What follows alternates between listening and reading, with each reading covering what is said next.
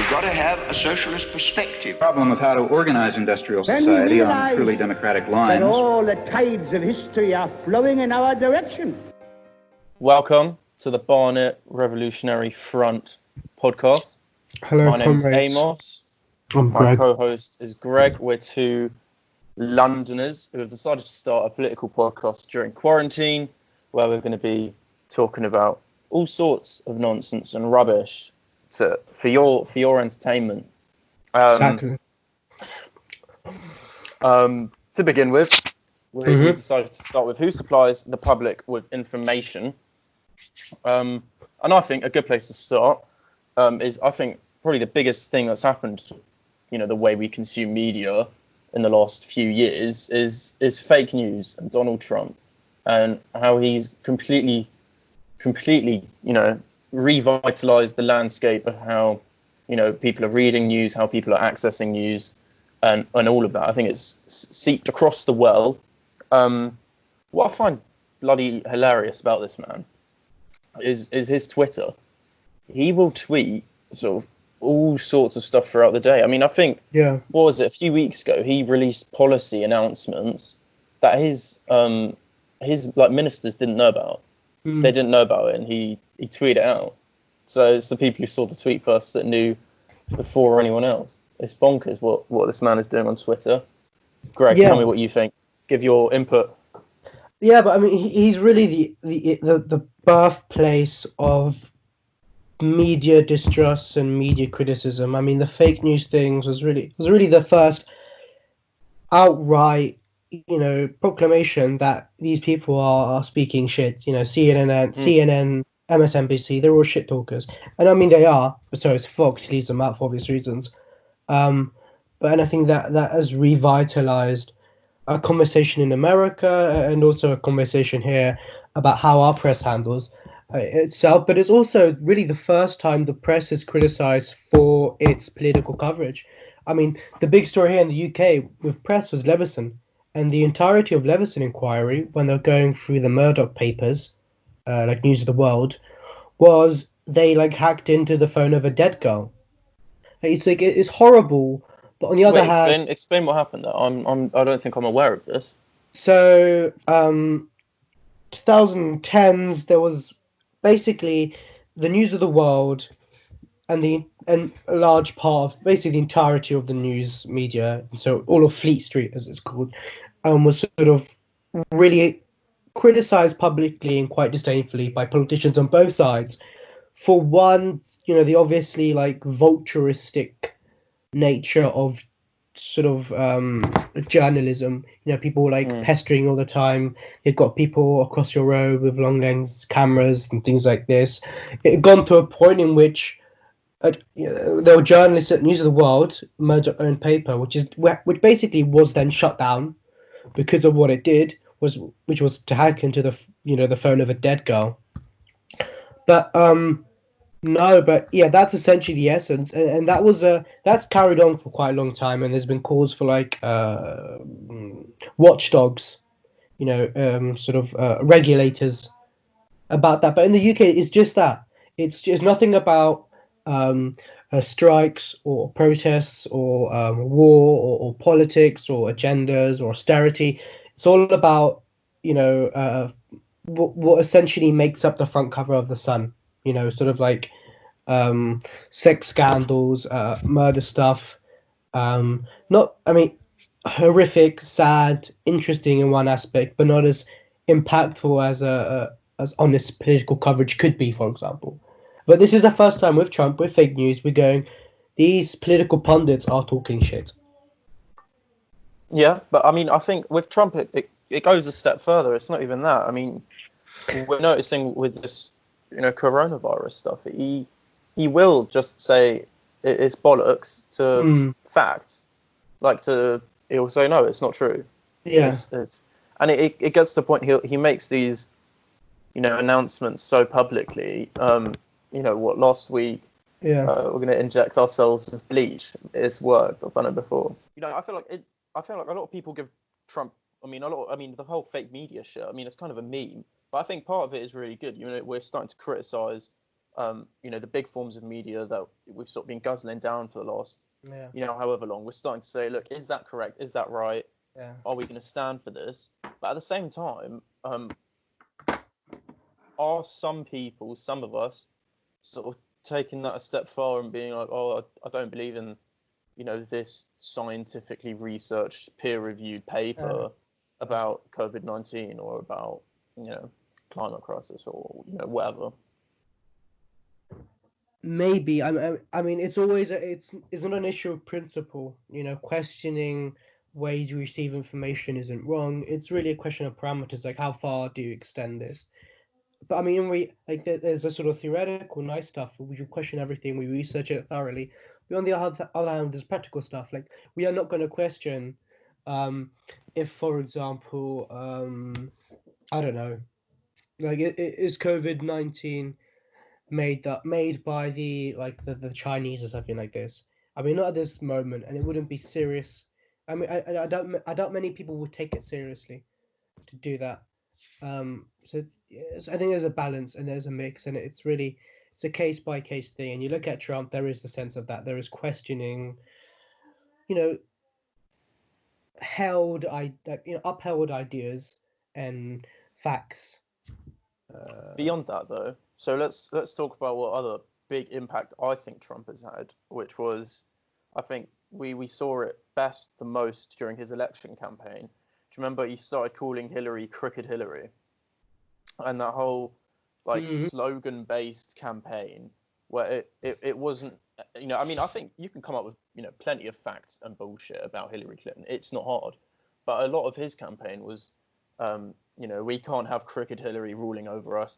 And do you think it cheapens the, what the media should be doing for us when, we're starting to enter the sort of more, bitchy type of, celebrity politics where, I mean, in America, it's been so for a while, I think, but it's getting more and more, it's like two personalities going head to head, not two policymakers, two ideologies. It's less and less that and more, Crooked Hillary or weirdo Trump. I think that the crooked thing stuck because she's crooked.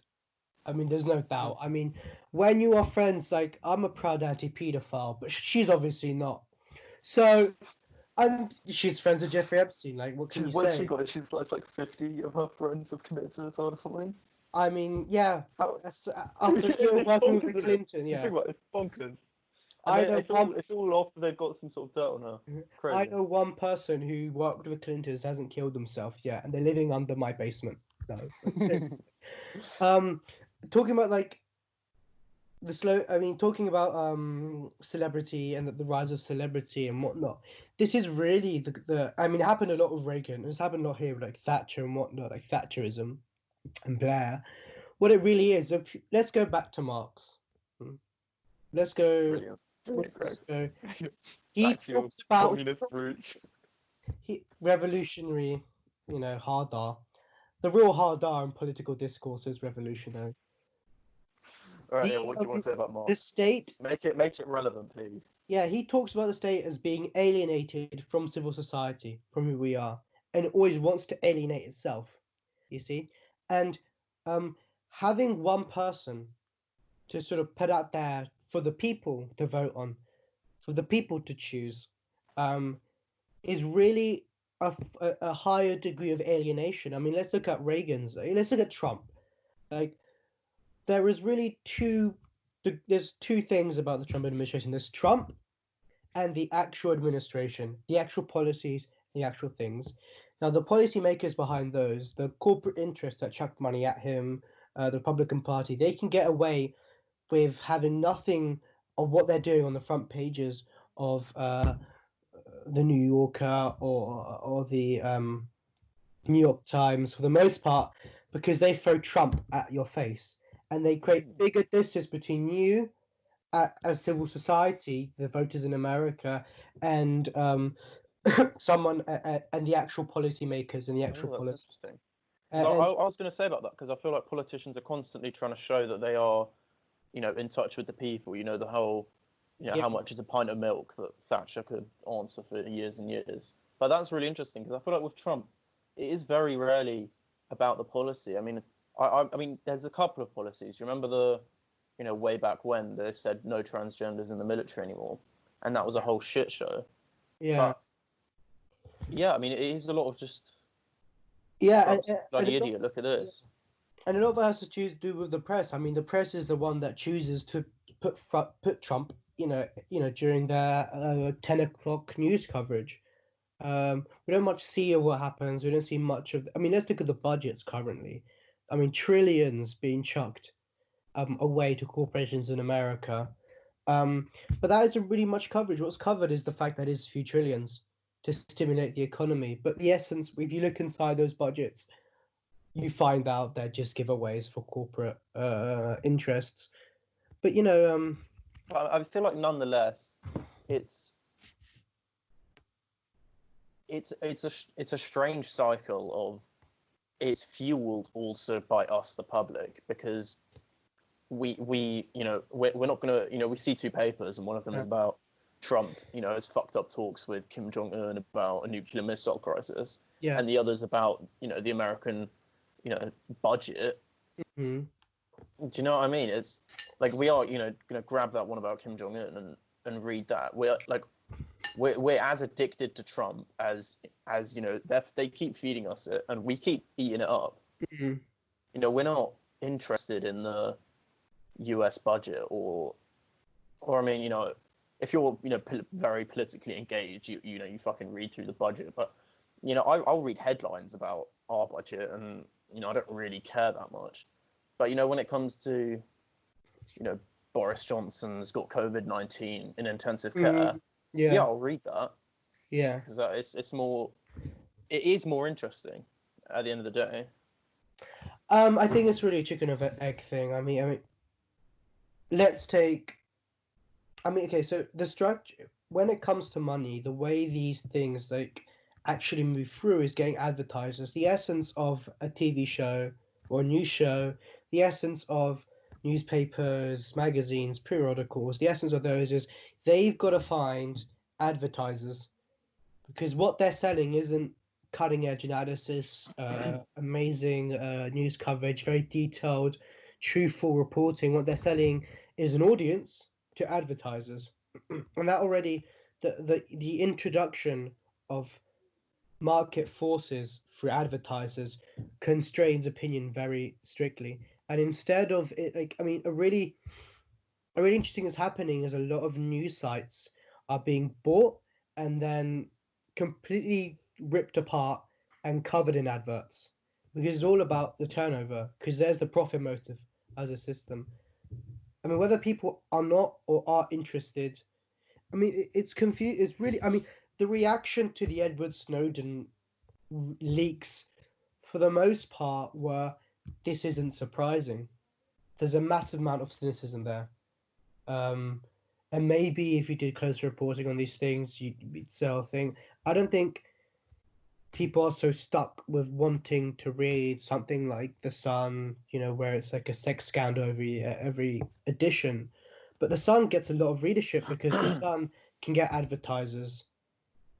Because The Sun doesn't report on important things that might trigger or agitate corporations. I mean, one of the most popular newspapers before The Sun in the 20th century in the UK was Daily Herald. Daily Herald was a social democratic paper. It was paid by the TUC, the Trade Union Congress, quite left wing.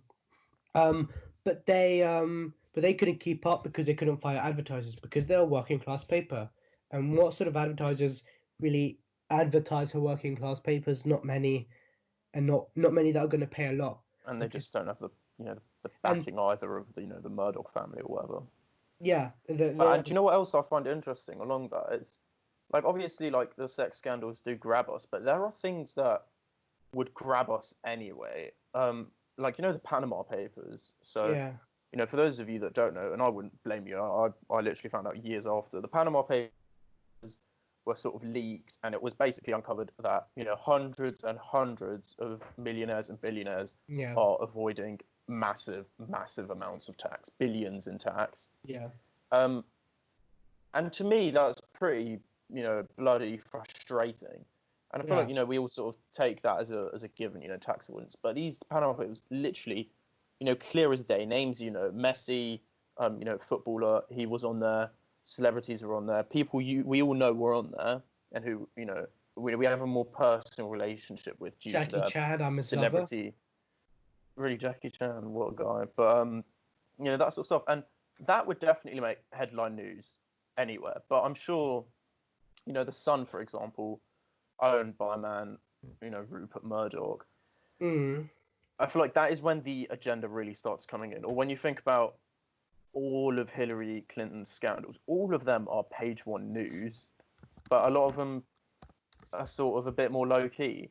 Like Benghazi, like people knew about it, but I feel like when you say Benghazi and Clinton, people know something fucked up's happened there. But they don't know that it was, these reporters who killed themselves but were found with 12 gunshot wounds in their back. It's that sort of stuff that makes you think, yeah, Hillary Clinton is fucked. And it's that sort of stuff that those are the news stories that really compromise, the political, economic elite. Yeah. And they definitely would make that front line, and people would pick that up all the time, but it doesn't happen. And what do you think about that? Why does it not happen, Greg? I think what's really interesting, so I'm going to bring in Noam Chomsky here, and the way he suggests in his book Manufacturing Consent is there's filters, and there's a lot of filters. The filters are, you're owned by a corporation, so you don't talk that much. You can talk something about corporation, but not a lot. There's market forces, so you need advertisers. So you can't really be working class. The Sun moved to the middle class. When Murdoch bought the Daily Herald, this failed working class paper, it moved more to the middle class because it could find advertisers for it. Another filter is there's a lot of self-censorship. A lot of people who go up and are editors, like Laura Kuenssberg, a lot of these people have a sort of liberal ideology. They believe in, they're not particularly hostile to power in any sort of meaningful sense.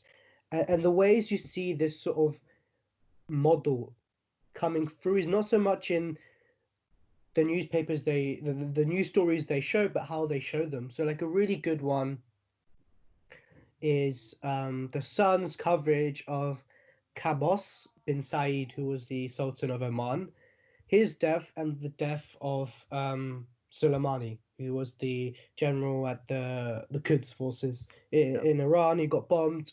The front page. Wait, who was that first guy you mentioned? Sorry. Qaboos bin Said. He also died. He died around about the same time. I think maybe a few days before or after. He was the Sultan of Oman. These are interesting. So Iran is an enemy of Britain. Burn it to the ground. So the way the Sun portrayed it, the front cover was no tears for the terrorist. A lot of the coverage around that day that was their coverage. That was the front page. I cried a lot. I'm a big fan of the Revolutionary Guard. No, I didn't fucking cry. Of course, I didn't fucking cry. Well, Qaboos bin Said, Sultan of Oman, a lot of help from Britain. He trained at Sandhurst Royal Military Academy. Yep. A lot of British connections to the Sultan of Oman during his reign. There were some British soldiers in the Ministry of Defence in Oman that helped Qaboos bin Said become more effective in suppressing his own people. Like this man, probably worse than Soleimani, probably tortured more people than Soleimani. His death coverage, not only was it attended by Boris Johnson, very interesting, in complete secrecy. I mean, the articles are plain, they're just plain pictures, there's really no emotive words at all, because, Qaboos was a great friend of the British state. He was an ally, he was an asset. So we treated him good in the papers. Now, the really weird thing here is that the Sun isn't owned by the British state. The Sun Mm. The Sun isn't really coerced. I don't think anyone could imagine a scenario in which the British, the Met, go to the Sun HQ and say, publish this article, frame it like this. In Pravda, they talked bad about the enemies of the Soviet Union and good about the friends of the Soviet Union, but they're all controlled by the Politburo. The Sun isn't.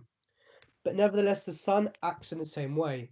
It portrays in a favorable or sort of a unemotive, serious light the death of one horrific dictator, and portrays in very emotive, negative. He was a terrorist. So I'm not saying the Sun was wrong to have that, but it's interesting, and that's one example. Separate coverage. And that's one example. I think, all right, so we've mentioned the Sun a fair bit, and we've mentioned Rupert Murdoch a couple of times.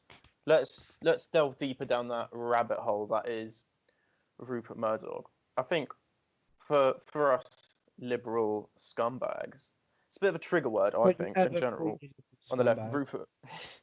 Rupert Murdoch. It's a bit of a, and it is a scary thing. I mean, so before this, a few days ago, I was on his Wikipedia looking at all of the things that the Murdoch family owns, all of the news stations, and they literally, it's, how Wikipedia segments it all. They've segmented it into continents, and then within continents, certain countries. It's crazy. So Australia, the list, I don't know, probably like 10 radio stations, a couple of like proper news stations, loads of papers, and obviously in America, Fox News, all of that, and here papers like the Sun, there's a few others, and his influence globally is insane. And I think some of the stuff, between 10 and 20% of news coverage in, minimum 20 countries comes from the Murdoch family, and that kind of influence is fucking insane, to be honest. On a, when you think on a media level, how much information he can put into the hands of the people. I think. Do you know what paper it is that you get for free on the tube?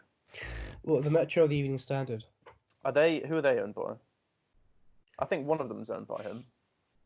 But so for those of you who aren't Londoners, we have our Metro subway system, whatever it's called, the underground, and you get a free paper. It's crazy. You get two. You got one in the morning called the Metro, and the one in the evening called the Evening Standard. And loads of people read it. I think I'd say half the people, just because if you're bored, just on the tube, what else is there to do? This is a rabbit. Okay, Karen. Is it? Yeah, well, whatever. But I think, that's not really relevant. Who cares? But having that kind of influence under one family, who clearly he does have an agenda. I read a while ago an article by one of his one of the journalists who used to work for him, as well as one of his old execs. And what he would do is, before they publish certain headlines, he'd look at it and say, no, I don't like that, change it. And this guy said it was because it painted the Labour Party pre-Blair in like a, okay light. And he was like, no, I don't want it. Yeah. And he would do that a lot. He would go in and say, no, this doesn't fit what we're trying to sell. Change it, I don't want it. No. So that kind of, clear influence, that kind of, I don't know, that to me seems like real, manipulative power over the people who are reading. What do you think? Yeah, market concentration is a really big part of why the media, one, is really constrained. Well, tell me what market concentration is, Greg. Don't go too far. Okay. So we live in a sort of neoliberal capitalist world in which its big selling point is that it's market diversity. There's different entities, different firms competing the same audience and same audience. That creates competition, and that competition leads to innovation, or in this case, as newspapers, better coverage, more effective. You can imagine it just goes basically the freer the market, the better the newspaper is essentially the thing. And in reality, it's heavily concentrated. So Media Reform Coalition, which is a big non-profit organization which does a lot of work on the media in the UK, they did a study. 70% of the British media is owned by 3 companies, which is massive. And it gets worse when you look at local papers. So over here in Barnet, we have the Barnet and I think Barnet and Hampstead, I think it's called, local paper or something like this. That is that is owned by one company. Do you read it? Does anyone read it? No one reads it. I mean, yeah. And if you look, the real downfall of local presses is basic, or local presses and local papers. It's it's sort of advertising format and structure, just not good enough to keep publishing. But no, back to the Barnet local paper. That's owned by one company that publishes half of the entirety of local papers in the UK, and that company is owned by an America like multimedia billion-dollar company. Brilliant. Yeah. So the UK. Yeah. Brilliant. That's good. The things we love to hear. Yeah. That's bonkers. So half of local newspapers are owned by an American company. Yeah. That is, multi-millionaire media company. Billion-dollar multimedia company. Yeah. Wow. So, and well, that's really one part of capitalism is it's a lot of market concentration. And what this means is that all of these the British newspapers are for the most part extreme, sort of right wing, centre right, basically. The Guardian, well, the Independent, the Guardian. The Guardian's alright. They do a lot of ecological papers, or ecological articles. The Guardian is quite centre. Also, so for those of you listening, I'm going to put this out here. Perhaps you agree. Maybe Greg's sense of centre is slightly off what the contemporary sense of central is in the UK. But nonetheless, continue. I call it centrist. I mean, we don't need to talk about the Guardian. Who cares? Okay, anyway, so these are quite. There's the spectrum of opinion is extremely tight, extremely. And what you get is essentially a sort of propaganda system, much like Pravda, in which there's the same party line is being talked about and walked. So yeah, that's what I've got to say about that. It's upsetting, isn't it, that we don't have any kind of equivalent of the Sun on like the left wing. And the Sun and the Daily Mail, they're a bit of a joke to people who don't read them. But there's nothing you can compare it to on the left, really, that's actually popular. And it's because it can be sold for like £50 or whatever it costs. I mean, a ridiculously low price.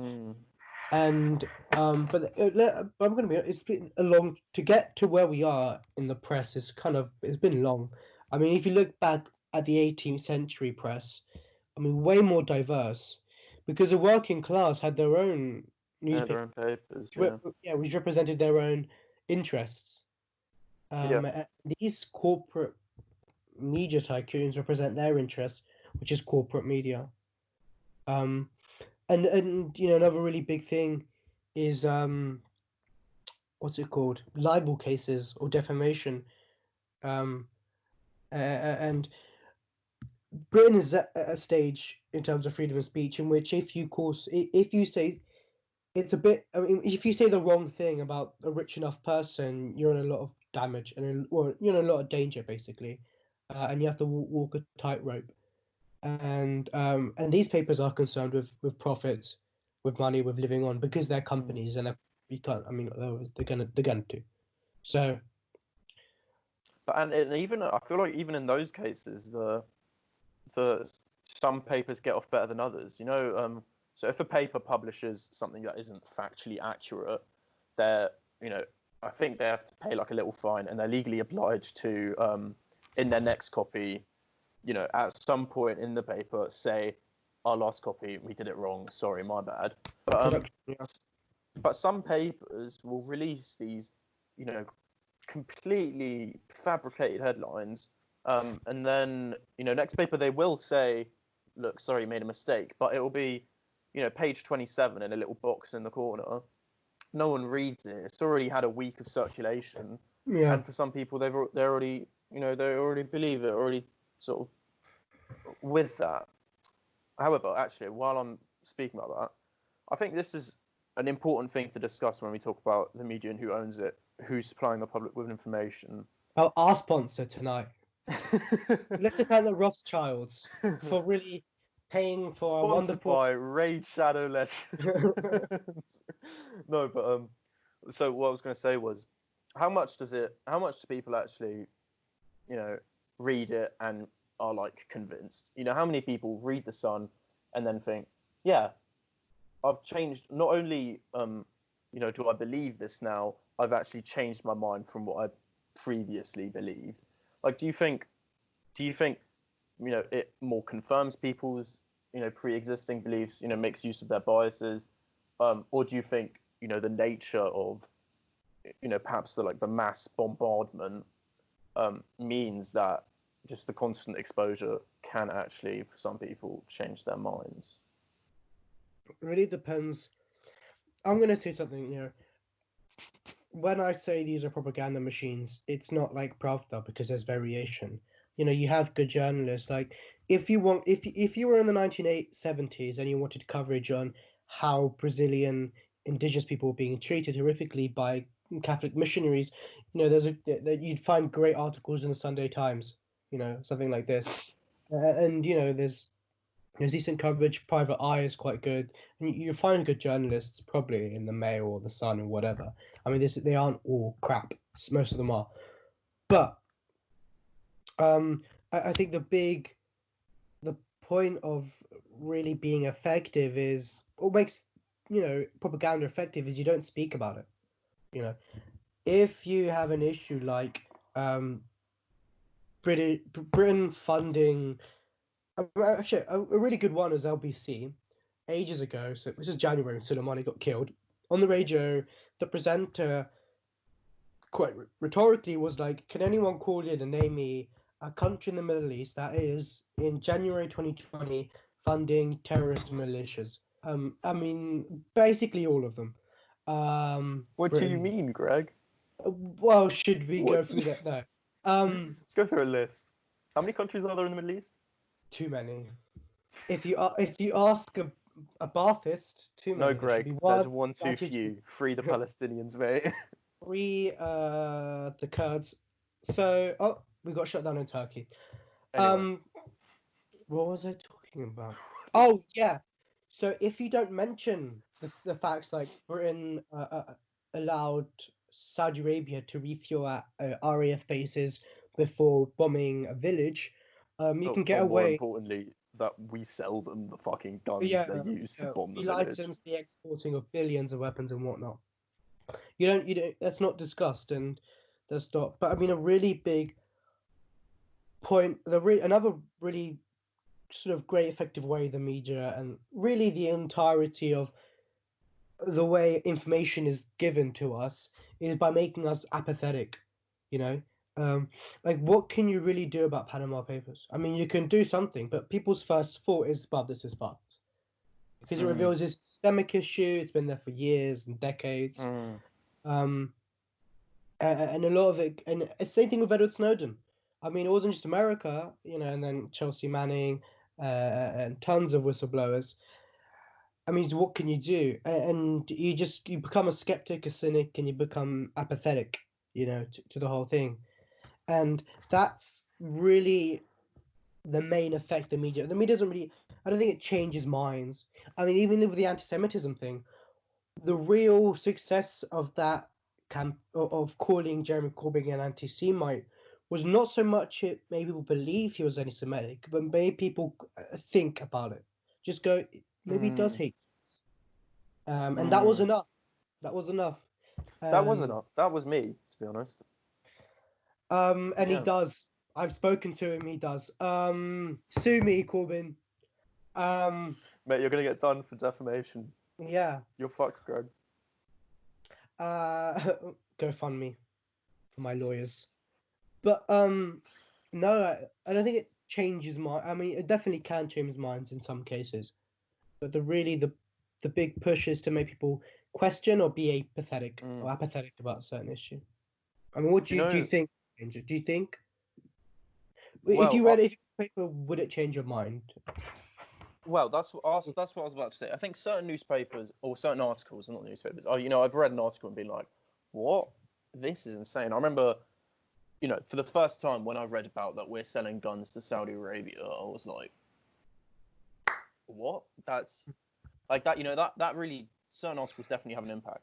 But who I think have successfully changed a lot of minds, and is becoming a more and more consumed form of media, is this whole.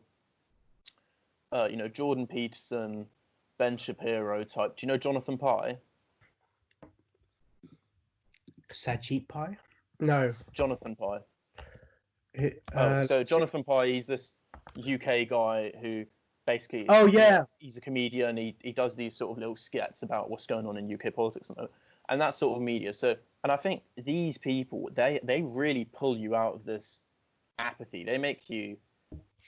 I think they make you, especially for young people, I think people, our age, up to about, I don't know, 20, late 20s, maybe, I don't know, I have no idea. But I think that sort of rhetoric that you get, I remember leading up to the US election when, Milo Yiannopoulos, Breitbart News, all of that, and these people are really passionate. And they're really saying, they don't want you to be apathetic. They want you to be like, we want our freedoms. We're fighting for freedom. We don't like the normal political establishment. We want to go outside that. And I think if they find me, I won't pay it. If they put me in prison, I'll go on hunger strike. That's what Jordan Peterson said. Really? Oh, yeah, I remember that about the transgender thing. I was like, fucking Martin Luther King, Karen. but do you know what I mean? I think in those cases they're becoming so popular, and they're not. Well, are they upholding the political establishment in some ways? But in some ways they're saying, a big part of the campaign against Hillary was, she's been in government for 20 years and we hate the government, so we're going to vote for someone who isn't in the government. And a big part of that was.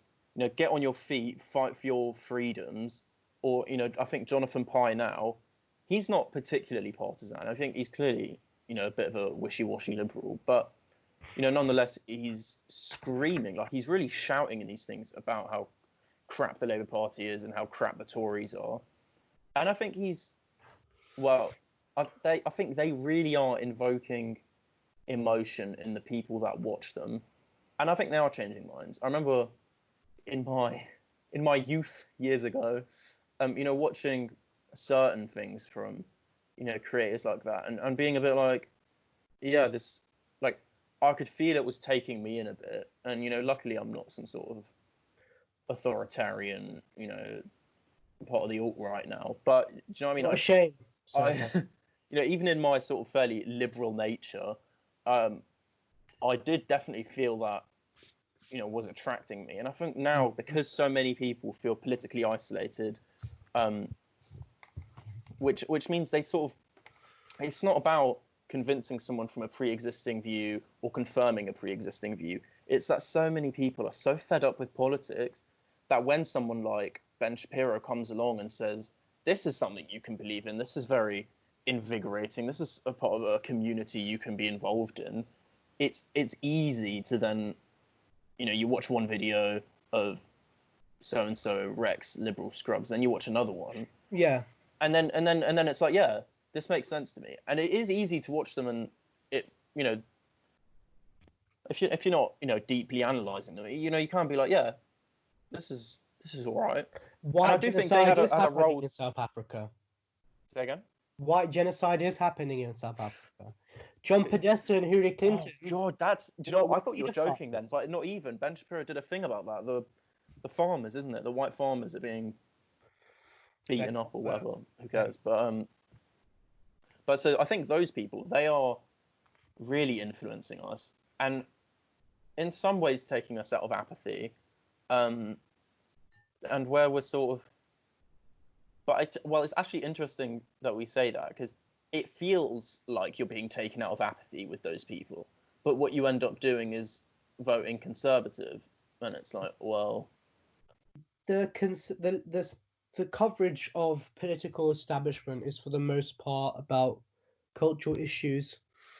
Because one, I mean, let's talk about immigrants. I mean, immigrants are treated like a sort of, I mean, in my opinion, they're a scapegoat. I don't really see an issue with. Depends where they're from. So like immigrants can be talked about, and I remember like they don't do it anymore. Like immigration caps. Like, so we're only going to have so many people this year. They always fail because you can't really do much, you know. So, and that's talked about because people like putting that in. Like, the Tories like to talk about immigrants because the real people fucking the country over is the Tories. And so they don't, and they want to bring up a scapegoat and they bring out the immigrants. And then people talk about that. I mean, another guy, Douglas Murray. That name rings a bell, but I don't know who he is. He's like the death of Europe. Yeah, the reason why the UK is going to destroy itself is because not enough Syrian refugees have, you know, British sarcasm or something like fucking ridiculous like that. And those are topics that are permitted into the political discourse, which is pretty much controlled and talked about through corporate media. Wait, listen to this. So Douglas Murray, he founded the Centre for Social Cohesion in 2007. What a dystopian name that is. He's going to get all the immigrants and teach them how to have a stiffer upper lip, because that's why there's problems in the UK. But no, that's another thing. I mean, Shapiro, Milo Yiannopoulos, they talk about a sort of topic which can be allowed to make popular because it's kind of it's for the most part inconsequential to the status quo. Like, you can still have, you know, gender neutral toilets and invade half the world. Like, it's not an issue. So you can have that discussion. You can have gay marriage alongside you know, funding you know, Middle Eastern dictators, because, you know, it's in, you know, it doesn't minor affect inconveniences don't really matter. Yeah, but there are people who do talk about consequential stuff, you know. I see what you mean. I mean, you say inconsequential. I mean, it matters to people's lives, like but it doesn't matter to the. Doesn't matter. It doesn't really change anything in the system. It doesn't change the actual structures. It just changes formalities and little things. Okay. It doesn't change the way people's lives are lived, for the most part. I mean, you can go to whatever toilet you want, but you still have to work, you know, 10 hours a day, 5 days a week at your shitty job. So yeah, I mean, yeah. That's interesting. What haven't we covered? We're doing pretty well, I reckon. And the funny thing about Shapiro, yeah, you know, he took money. Well, basically, he worked at Daily Wire, which, you know, got millions from. Doesn't he? He founded it. No. He founded it. We got a lot of money, seed funding, from the Wilkes brothers. So they're in a part. I don't know how much they own of the Daily Wire. Petroleum. Yeah. Parasites. Oh, whatever the formal term is. And I think before that, parasites. And that, I mean, if you look at Shapiro, his like career trajectory was pretty much a sort of, it's like a horse running a horse race. You know where it's going to go. And for him was to become a right-wing pundit. If you gave the same sort of coverage to, let's say, a class-based politics, you wouldn't get far. I mean, Bernie Sanders, the way the press some guy off MSNBC, some fucking journalist, he was like, when Bernie Sanders won Nevada or something, this guy was like, I was reading this book about the fall of France during World War II. I'm reminded of this. Yeah, he compared Bernie winning a caucus to the Nazis, the fall of France in World War II. Yeah, but this is the way. Just this complete hysteria. And Jeremy Corbyn the same. Jeremy Corbyn exactly the same. I mean, class-based politics. First time it was really talked about in Labour for a long time. Labour, I mean, under Ed Miliband during the 2013, Dodds. No, not Dodds. Some his shadow. Someone. One of his shadow cabinet members was like, "We're going to be harder on us. We're going to do austerity harder than the Tories are doing." And I mean, complete reversal. But you know, Corbyn was the introduction of class politics. Again, reintroduction into it. And the reaction from the press across the board was hysteria. Like across from the Guardian. I mean, the Guardian for the last 5 years called him anti-Semite, focusing strictly on that. I mean, and lying. Jonathan Friedland at the Guardian covering on his coverage of the 2017 Labour conference was hysterical. I mean, allegations of anti-Semitism which weren't even true. If you bothered to look at them. I mean, just yeah. So, I mean, you know, and that's an issue which you can't talk about, because if he'd won, you know, he would have changed things to a degree, and to a degree which is unsettling for the people who own the media. Yeah, that's interesting. I think, yeah, there's a sort of idea that class-based politics seems completely outdated. Yeah. And well, the stats show that as well in a sense of voting behaviour. You know, doing my fun A-level politics course, we now know that class actually, it doesn't matter, or it's not a huge indicator of who you're going to vote for anymore. In fact, the Tories own the working class now. Now, a big question I have, but I have the answer to also, because this is a rhetorical point, is what should I read then? If these people are talking out their arse, where do I go to, Greg? And I go to you, comrades. I go, there are some good places. Business papers, Financial Times, they don't lie as much. Their opinion pages are, you know, interesting, but their coverage is honest and they tell you a lot about the world. Why? Because the Financial Times is owned by rich people. They want to be lied to. They want the truth. FTs, okay. Private Do you know what I read? That's actually really good. I read The Week. Well, obviously I only read it once a week because it only comes out once a week. But that is a pretty bloody good paper, because what they do is, so they'll have, you know, they'll pick their headlines, but they'll essentially, it's very well done. They'll compile their article based on what other papers have said to give this like variety. So they'll have so and so said in the Guardian, blah, and then they'll give, you know, however so and so disagrees, saying this and the other. And so, you know, they do give both opinions, which I think is pretty good. Yeah, the Independent is quite good. The Guardian's okay. And there's some the BBC's good. Yeah, it's quite good. Novara Media, which is independent media. Independent media tends to be quite good. But, you know, it's not a clear-cut question. There aren't any changes. Another big, really big question is that, is this going to change? Is the media carrying on to be the lapdogs, really, of certain interests and certain ideologies? Depends. Another great place is the BBC. One, because it's so large. It's got the World Service, which talks about the world. But on the other hand, it's obvious that the BBC, again, is controlled and it has its ideology constrained by certain things, certain factors involved in its structure. I mean, the BBC World Service was called a soft power. It was called an important part of British soft power during the Select Committee. You can understand why. I mean, people respect the BBC, I think, generally. Yeah, but it's also a conduit, a way of enforcing and controlling certain people's perceptions of certain issues. I don't think it's. I think that's harsh to say about the BBC. I wouldn't go so far as to say, you know, it's a conduit that's influencing the way we're thinking about the issues facing the country. Because of course, I mean, I think it's mostly providing us with information. I don't think it, you know, tries to cram down this agenda down our throats. I mean, the COVID-19 coverage. I mean, when, for example, I think this is it was one of the news coverage, one of the slots they have during the day, where they do like a newsreel.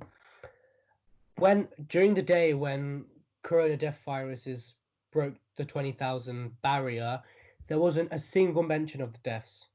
A single mention. The BBC's story out now about Boris Johnson is Boris Johnson's recovery is a gift to the nation. A gift to the nation is obviously exclamated, or quotation marked. Someone else said that. But if you compare that, let's say, with the Independent or the Guardian, or maybe other newspapers, it won't be so particularly worded in a way that is obviously so positive and very supportive. Yeah, that's interesting. That is very supportive. And I mean, another a really big point. But I do think that comes down to partly, we are in a crisis time. Now is not the time to be like I think it's important to note they have definitely lambasted Boris in the past. That whole ice statue thing when he didn't turn up to the debate, that was clearly a big dig.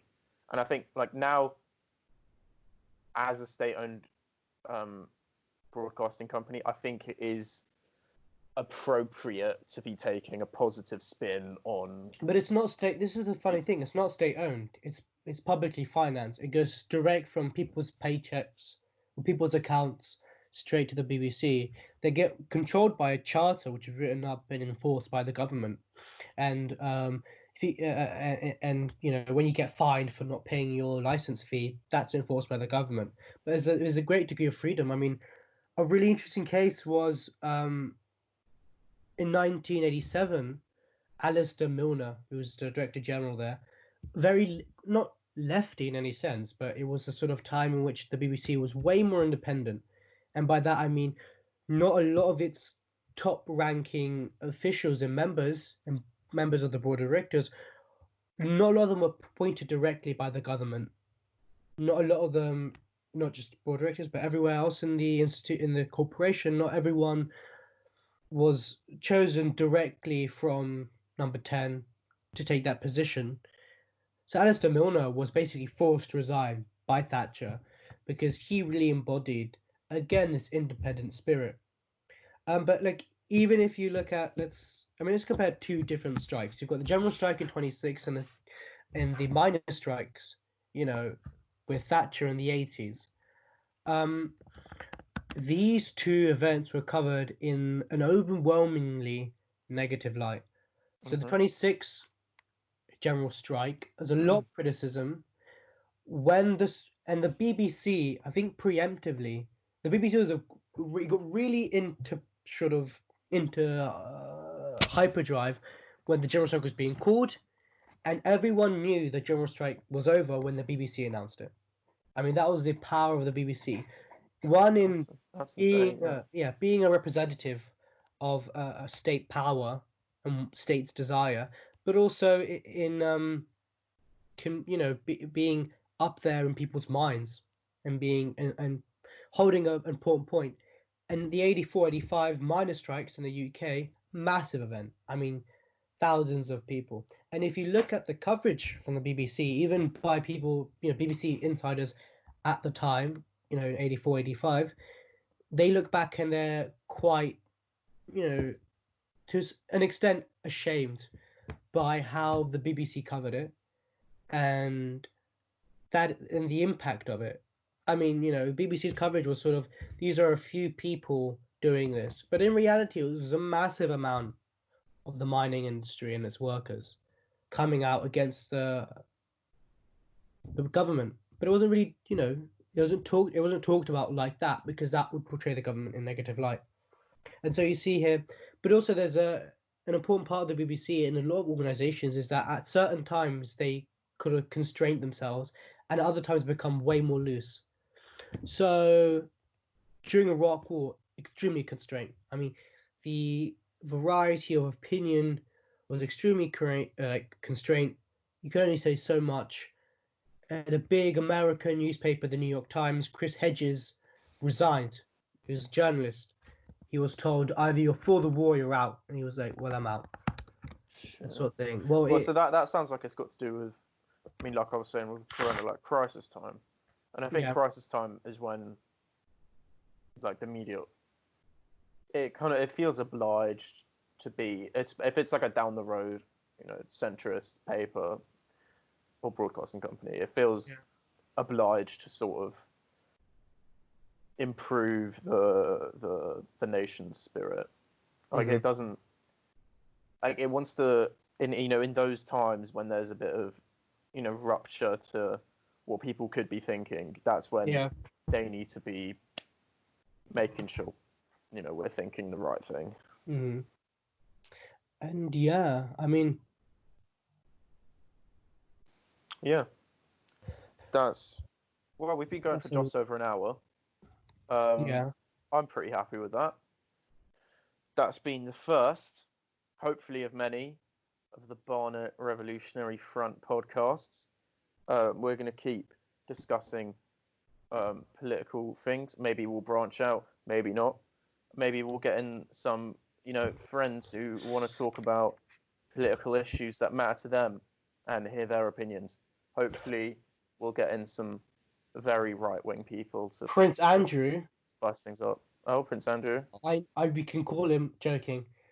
Very interestingly, 2015, NBC, one of the places, someone went up with a story about Prince Andrew being involved and Prince Andrew raping a girl. Wrote this 2015, royal family, they call over to this news show in America and they go, no, you do this, you won't be over here because I think it was the birth of Charlotte or one of those fucking kids or some other dumb shit those inbred people do. And this is important because everyone watches I love the the royal. monarchy. You don't. I do.